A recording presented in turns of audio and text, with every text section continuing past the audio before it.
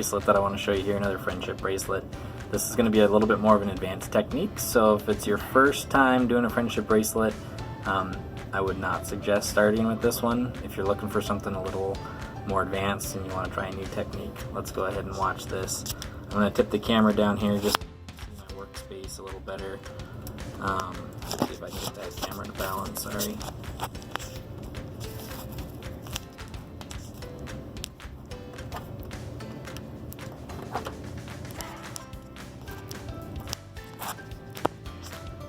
There we are. So I've got 5 different strings here, and again we're working with embroidery thread, so when you're at the craft store this is what you're looking for, something like that. It's pretty cheap stuff to get. You can usually buy a big pack of multicolors, or you can pick out just the strings that you like the color of. And then what I've done is picked 5 different colors. Hopefully there's enough contrast here that you'll be able to pick it up on the camera, but I've got a yellow, a green, a red, a dark blue, and a light blue.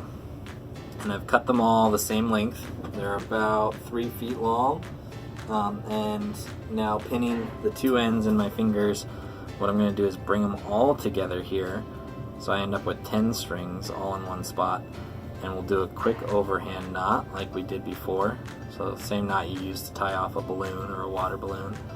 And then pulling that tight, I want it to be as close to the end as I can without losing any of the ends of those strings.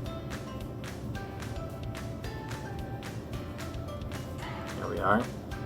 And we're going to leave this long just because it's helpful while I'm creating it. At the end we can trim that a little bit shorter just so it's not so messy. And same strategy we used before. I've got masking tape here. I'm going to use it to tape it down on my workstation. So I want that tape as close to the knot as I can without crossing the knot, because I don't want it to interfere with my bracelet as I make it. And then using a second piece of tape, I'm just going to fold those extra long strings back and pin them down with the tape as well. And what that does is it just holds this a little tighter so that as I'm pulling on it here, it's not going to pop out from under the tape. Now I call this one the 5-finger finger loom, or the 5-string finger loom. And because we've tied all the knots together, what we end up with is all of the strings are in a loop here, and they're all the same length.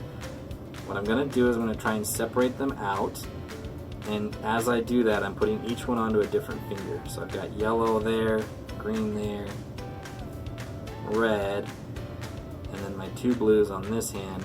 But still I want different fingers, and I want to try and get them as detangled as I can here at the bottom. So now I've got 3 on one hand, 2 on the other, and what I'm going to do is, using the 3rd finger on my hand that's only holding 2 strings, I'm going to pass it through red and green, through the middle of each of those loops.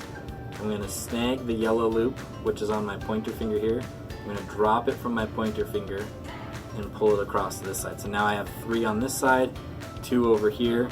My pointer finger doesn't have any, so it's going to grab the green one, drop it off my middle, use the middle to grab the red, drop it there. So now this ring finger is free to reach across.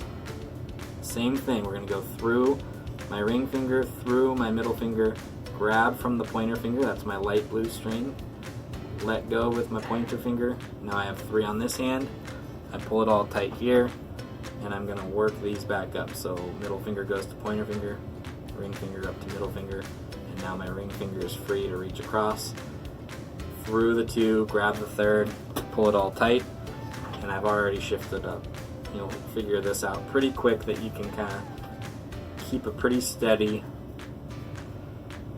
movement, and each time you want to pull it out like this, because that's going to get your bracelet nice and tight as you're working up the strings here. The tricky thing with this bracelet is if you have to set it down, maybe you need to answer your phone or go and get a snack, something like that. You want to make sure that you're setting it down in a way that you're going to remember which string goes on which finger, because if you pick it up, you can always just start again with different fingers on different strings, but it's going to mess up the pattern in the middle of your bracelet. And this one's nice because it goes fairly quickly. You don't have to commit a lot of time to getting this one done. It works its way down pretty quick. I've already got about 1.5 inches of bracelet there. So I'll just keep working here for a couple more minutes, see how far that gets us.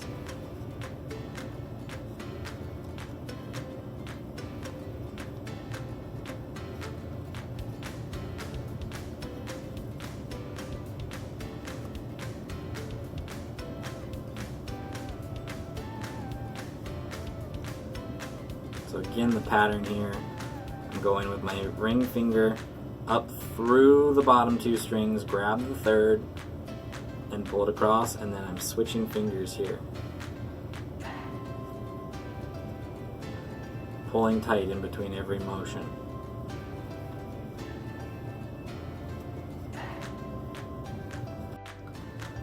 Alright, so I've gotten pretty far here. That's probably going to be long enough for most people's wrists. Just about fits around mine. I'm not planning on wearing this one myself. But what I wanted to show you was, again, kind of how we tie it off here at the end. So if I'm committed to this being the end, I can go ahead and let go with my fingers. And what I'm going to do is just, again, a little overhand knot here. So rolling it around, passing it through itself, and making sure that as I pull this tight, I'm not pulling it tight in the middle of my bracelet. I'm also not pulling it tight way out here in the middle of nowhere.